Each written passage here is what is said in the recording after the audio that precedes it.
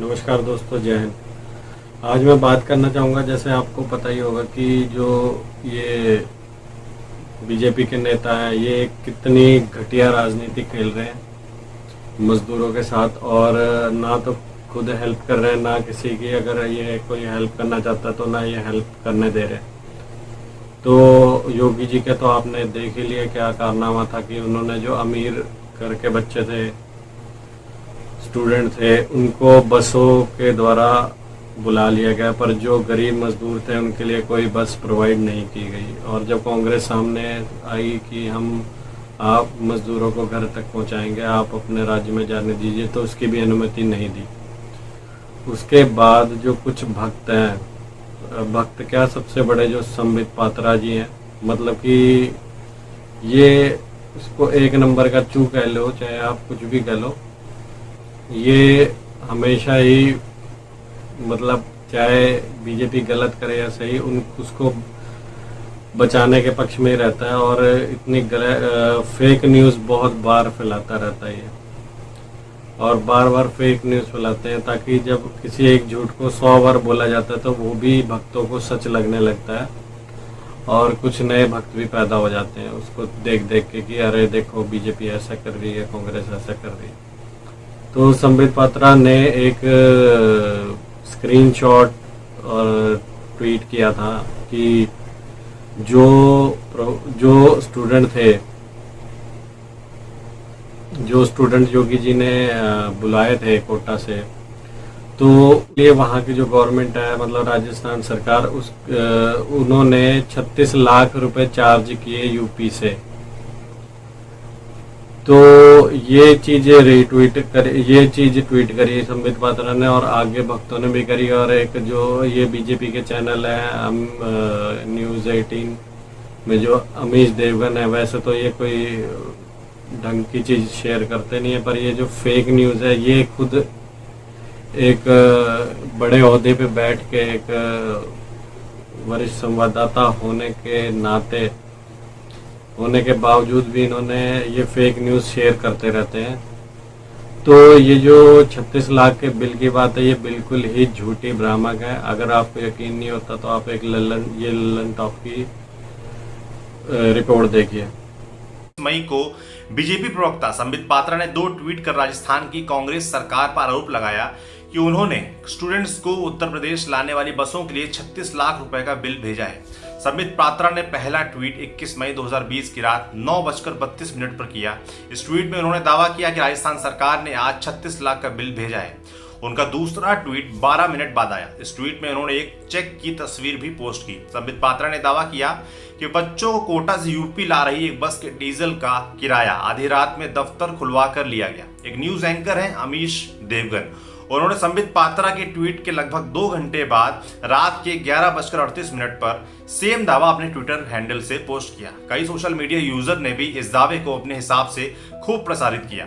अब बारी पड़ताल की। दी लल्लन टॉप ने ट्वीट में किए दावों की विस्तार से पड़ताल की। हमारी पड़ताल में दावा भ्रामक और झूठा निकला। हमने संबित पात्रा द्वारा ट्वीट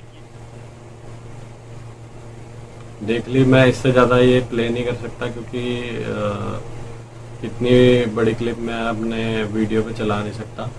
और बाकी एक चीज़ और कहना चाहूँगा कि जैसे कि आप देख ही रहे हैं कि चाहे वो मोदी हो, योगी हो, या कोई और भी बीजेपी का कोई भी नेता हो, वो मजदूरों को कोई हेल्प नहीं कर रहा। उसके बावजूद वो उनका मजाक उड़ा रहे हैं। जी हाँ, बीजेपी के एक सांसद हैं संगम लाल गुप्ता जी, वो कह रहे हैं कि जो मजदूर जा रहे हैं ये पिकनिक मनाने जा रहे हैं। ये जो लोग हैं ये परिवार से हैं। जो श्रमिक मजदूर थे ना, वो लोग तो जा चुके हैं। ये तो जो छुट्टियों मनाने जाते थे ना, ऐसे लोग हैं। ये छुट्टियां मनाने वाले मजदूर नहीं है, क्योंकि अगर छुट्टियां मनाने जाने वाले जो लोग होते हैं वो इस तरह से कतारों में लग के जो है सब कुछ झेलते हुए नहीं। ये कोई भटके भूले मजदूर नहीं है, ये तो भैया एंजॉय करने जा रहे हैं, पिकनिक मनाने जा रहे हैं। तो आप सोच लीजिए कि जो ये बीजेपी की जो राजनीति है कितनी गंदे स्तर पर चलती जा रही है। और ये अब तो ये मजदूरों को मतलब इस नजरिए से देखने लगे कि मजदूरों की वजह से जो इनकी छवि है वो खराब हो रही है। तो ये मजदूरों को भी एंटी नेशनल घोषित करने में लगे हुए हैं और इसीलिए उनके लिए भद्दे भद्दे बयान पेश किए जा रहे हैं। मुझे तो ये समझ नहीं आ रहा कि जो लोग बीजेपी को सपोर्ट करते हैं वो लोग क्यों नहीं इन चीजों पर बात करते। शायद वो इतने अंधभक्ति वाले सपोर्टर हैं, वो इन चीजों पे नहीं बोलते। वो फालतू की चीजों, नेहरू ने क्या किया, गांधी ने किया क्या, उसमें लगे रहते हैं, पर ये नहीं बताते कि 7 साल में आप जो हमारे प्रधानमंत्री हैं उन्होंने क्या किया, उस पर ये लोग सवाल नहीं करते। ठीक है, कई भक्त बोलते कि जैसे अभी फिलहाल में 6 एयरपोर्ट प्राइवेट करने का ऐलान कर दिया, मतलब बेचने का ऐलान कर दिया। तो कुछ भक्त मेरे से उलझ गए कि भैया ये अच्छी बात है, होना चाहिए, प्राइवेट होना चाहिए, प्राइवेट होना चाहिए। तो मैंने पूछा ठीक है, आप तो गवर्नमेंट जॉब करते नहीं, और जिसके घर में कोई गवर्नमेंट जॉब कर रहा है और वो प्राइवेट हो जाती है तो उससे जाके पूछो वो कितनी मेहनत करके, कितनी मुश्किल से उस जॉब को पाया उसने, और उसके बावजूद उसको क्या मिला कि वो प्राइवेट हो गया। अगर उसको प्राइवेट जॉब ही करनी थी तो वो इतनी मेहनत करके क्यों जाता वहां पे। ठीक है, और दूसरी बात, मैं भक्तों ने मुझे बोला कि जो ये सरकारी कर्मचारी हैं ये निकम्मे होते हैं, जो लोग निकम्मे होते हैं वो ये सरकारी जॉब करना पसंद करते हैं। तो मैं इन भक्तों से पूछना चाहूंगा, तो यानी कि ये वर्ड तो आप पुलिस के लिए भी यूज कर रहे हैं और इंडियन आर्मी के लिए भी यूज कर रहे हैं। ठीक है, तो कितनी गंदी सोच है आपकी, आप पता नहीं कैसे सपोर्टर हो बीजेपी के, समझ नहीं आता। और मुझे लगता है ऐसे ही सपोर्टर हो भी सकते हैं। और दूसरी बात, जब मैंने उनको ये बोला ठीक है कि अगर तुम्हें लगता है अभी प्राइवेट होना चाहिए, तो मैंने उनको बोला कि ठीक है, स्कूल और कॉलेजेस, जितने भी सरकारी स्कूल और सरकारी कॉलेज और हॉस्पिटल तक भी प्राइवेट कर दिए जाए, तो उस पर क्या राय है। तो भक्तों ने, आपको जान के हैरानी होगी, इस पे भी बोला हाँ बिल्कुल होना चाहिए।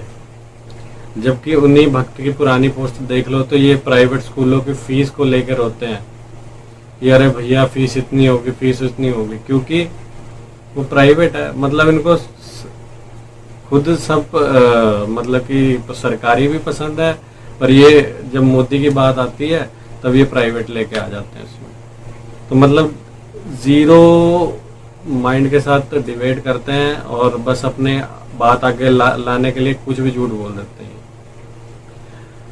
तो अब आप लोगों की इस पे क्या राय है आप बता सकते हैं। बाकी वीडियो में दोस्तों इतना ही, फिर कल फिर मिलेंगे एक नए टॉपिक के साथ। तब तक के लिए जय हिंद, जय भारत।